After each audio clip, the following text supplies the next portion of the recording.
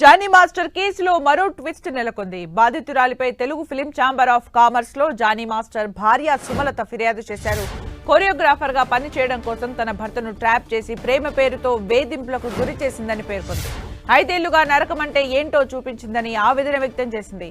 తనను బలవన్మరణ యత్నం చేసేదాకా బాధితురాలు తీసుకెళ్లిందని ఆరోపించింది.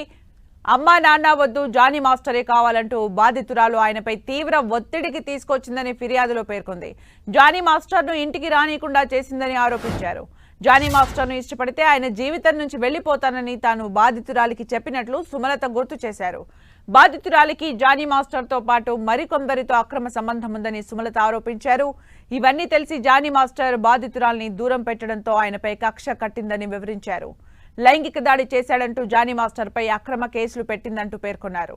పేరున్న డబ్బున్న మగవాళ్లను టార్గెట్ చేసి ఇలా వేధింపులకు గురి చేస్తుందని ఫిర్యాదులో పేర్కొన్నారు.